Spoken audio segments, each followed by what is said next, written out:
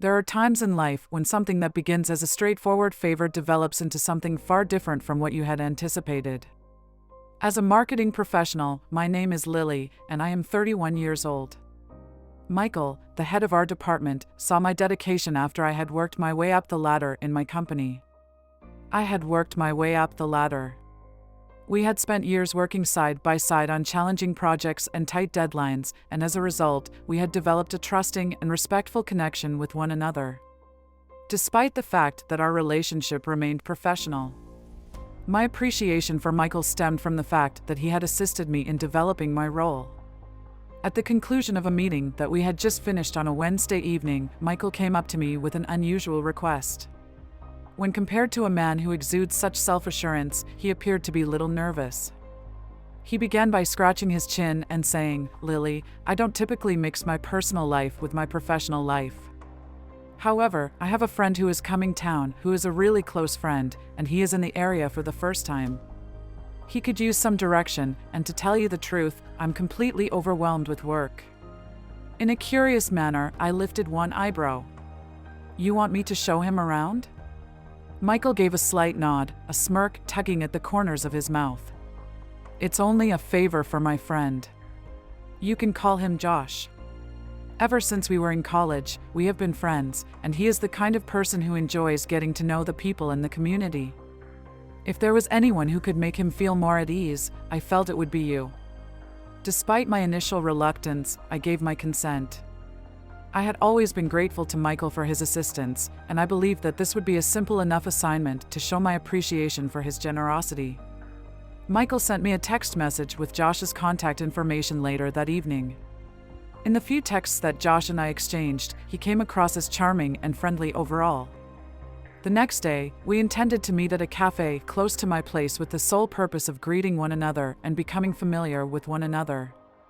I arrived at the cafe early the following day, placed an order for a cup of coffee, and found a seating area by the window that was rather quiet.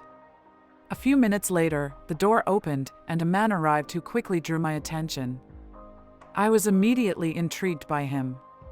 Josh was tall, had a muscular frame, sandy brown hair, and exuded an aura of self-assurance the entire time. His smile was so charming that it was impossible to resist, and he exuded an air of effortlessness that made him instantly endearing. And with a friendly smile on his face, he asked me, "Lily?" I smiled back at him and said, "That's me," as I stood up to shake his hand as he spoke. It was a great surprise that our first meeting went so well. The questions that Josh had were numerous, and he was really eager in learning about the greatest places to visit, eat, and explore. He had a way of making everything sound more fascinating than it actually was, and we traded stories while we were drinking coffee together. Towards the end of our conversation, I discovered that I was looking forward to showing him around, excited to share my favorite places with someone who was so appreciative of them. I brought Josh to a number of my favorite locations throughout the city throughout the course of the following week. During our time in the area, we went to a number of different places, including crowded markets, peaceful parks, and small restaurants that were hidden gems. I started to understand why he and Michael were such good friends due to the fact that our chats were a little more in-depth with each meeting that we had. Josh was someone who was not only clever, witty, and really nice, but he also had a way of making me feel understood, even when we were only having a quick conversation. Josh made the suggestion that we should get something to drink one evening after a long day at work. He was familiar with a location that was close to his hotel. It was a nice bar with low lighting and jazz music playing gently in the background. We were able to find a more peaceful booth in the rear, and as the night progressed, I became aware of how simple it was to communicate with him. It seemed as though we had known each other for a much longer period of time than a week, since there was a sense of ease between us that was almost too natural. While we were conversing, I noticed that his stare lingered for a somewhat longer period of time than it had in the past, and his smile had a warmth to it that had not been present at the beginning. I tried to convince myself that it was just the wine that was calming our nerves, but I experienced a profound change in the way we interacted with one another. The experience was exhilarating as well as nerve-wracking. "I have to say," Josh continued, leaning in slightly, "you've made my time here more enjoyable than I could have imagined it would be. Despite the fact that this city is great, I believe that the company is what has made it stand out." As I was taken aback by the compliment and the intensity of his gaze, I experienced a fluttering sensation in my chest. Despite the fact that my heart rate increased, I responded by saying, "I'm glad you feel that way." I made an effort to keep my tone light. Having someone to investigate with has been a wonderful experience. Josh appeared to be considering his thoughts for a little minute before looking down. To tell you the truth, Michael is extremely fortunate to have you as a friend and a colleague. When Michael was brought up, I was pulled back to the present moment. The moment I recalled the reason I had come here in the first place, which was to be a compassionate guide for Michael's buddy and to ensure that my feelings did not wander, I was overcome with a sense of remorse. However, just as I was ready to say anything to calm the situation, Josh reached out and placed his hand on mine, a contact that was both delicate and intentional. A mumbled, "I'm sorry," came out of his mouth as he pulled his hand back slightly. "The last thing I want to do is make you feel awkward. It's just that I feel like I've known you for a very long time." I was rendered stunned by his statements. At that very instant, it seemed as though time had slowed down, and the world that existed beyond the dim bar seemed to melt away. I was aware that I was approaching a boundary that I should never cross, but despite this knowledge, there was a part of me that did not want to detach myself from this situation. My voice was scarcely audible above a whisper as I asked, "Josh, I don't think this is appropriate." With a slight smile that was almost regretful tugging at his lips, he nodded his head. "It is true.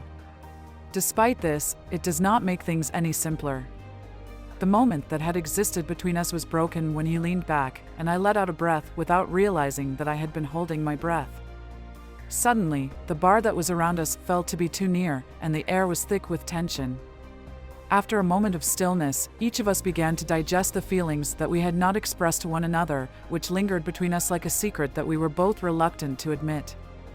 Even though my heart was beating extremely fast, I finally managed to keep my voice steady and say, "We should probably call it a night." "Yeah," he responded, casting a glance downward. "At this point, it's probably for the best."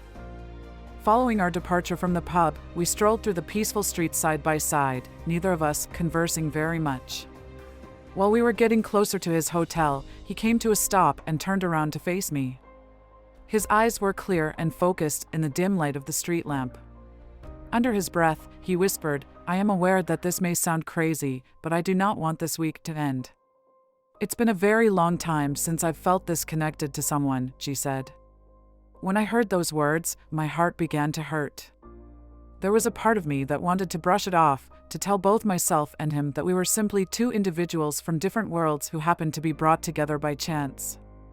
On the other hand, there was another part of me that wanted to let down every guard and tell him that I felt the same way. This was the part that felt an absolute connection to him. I chose to take a few deep breaths instead. "I'm sorry, Josh, but you're going to be leaving in a short while, and I'm not sure where that would leave us." Understanding, he nodded his head. "Unfortunately, I do not have a response to it either. But perhaps there are times when things just happen, and we are unable to explain them." When I looked into his eyes, I noticed a vulnerability that I had never seen before. It was a silent need that was similar to mine. My head was spinning, and I had no idea what to say, so I just nodded. I could feel the weight of our connection settling over us like a fragile item that we were afraid to touch. In order to prevent myself from changing my mind, I took a step back. "A good night to you, Josh." "Good night," he responded, as his voice was hardly audible above a whisper. The subsequent few days went by in a flash of lightning. In order to prevent myself from thinking about Josh and the night that he spent outside of his hotel, I concentrated on my work and threw myself into my assignments. Despite the fact that we kept things light and casual by exchanging a few letters with one another, I could sense the same hesitancy in his words as I felt in my own. When he was leaving town, he asked me if I would be willing to join him for coffee. I was on the verge of saying no, because I believed it would be simpler to let him go without saying them another farewell. However, there was a part of me that wanted and required that one final time with him. When I arrived at the cafe, he was already there, his eyes seeming friendly but with a hint of melancholy in her expression. The two of us were both dancing around the impending goodbye that was hanging over us as we placed our drink orders and engaged in idle chatter. I'm going to miss this city, he finally murmured, his eyes striking mine as he made his statement. And I'm going to miss you, she said. Despite my best efforts to keep my feelings in check, I experienced a sharp pain in my chest. Just like you, Josh, I'll miss you. More than I am able to express. When he stretched across the table, his hand found mine, and for a brief instant, it seemed as if we were the only two people in the entire world. Because neither of us wanted to let go of the other's hand, we sat there in quiet with our hands clenched together. Finally, he let out a sigh while smiling with a look of resignation on his face. I suppose that this is the end of it. I responded with a yeah, my voice hardly audible after that. I'll miss you, Josh. Just before he let go of my hand, he gave it one last squeeze, and then I watched as he walked out of the cafe and disappeared into the crowd. In the weeks that eventually followed, there was a peculiar mixture of melancholy and yearning. As I worked to move on from the fleeting but powerful connection I had formed with Josh, I kept myself busy in an effort to move on. In spite of this, I couldn't help but relive the times we spent together in my head, wondering what may have been different if the circumstances had been different. Following that, I was sent a message by him on a particular day. Simply put, it was a brief message that said, "I'm in town. Is there any possibility that we could meet?" While I was reading it, I felt a familiar excitement rising up inside of me, and my heart was racing. A portion of me had attempted to persuade myself that our connection had been nothing more than a transient spark. It had been months since we had last seen one another, and I had been trying to overcome this feeling. On the other hand, when I typed my response, in which I agreed to meet him, I realized that the spark had never really gone away. There was a sense of excitement in the realization that our narrative was not yet finished, that perhaps, without a doubt, destiny had brought us together for a specific purpose. As I made my way to the location where we had previously agreed to meet, I had a mixture of excitement and nervousness. I had no idea what the future held for us or whether or not we would be able to triumph over the challenges that stood in our way. However, at that precise moment, the only thing that I was concerned about was the prospect of meeting him once more and the possibility that we might be able to pick up how we had left off. As the distance between us continued to narrow, I nodded and made an effort to maintain a steady breathing pattern. He did not utter a single word before reaching out for my hand and drawing me in closer. At the same time, his other hand traced a smooth line down my arm. The moment seemed unreal. All that we had been suppressing came rushing to the surface in a flurry of unsaid words and glances that we exchanged with one another. During the moment that his fingers were linked with mine and his breath was warm against my cheek, I felt my heart speed. It seemed as though all of the unresolved tension that existed between us was hanging heavy in the air, crushing down on us until there was no room left for uncertainty. He gazed directly into my eyes, his gaze intense and inquisitive, as if he were giving me one final opportunity to leave the room. But I had no desire to do so. I had reached my limit of self-control and had finished pretending. And at that same instant, every single piece of evidence that demonstrated why this was impossible vanished, leaving behind only the sensation that we had been denying from the very beginning.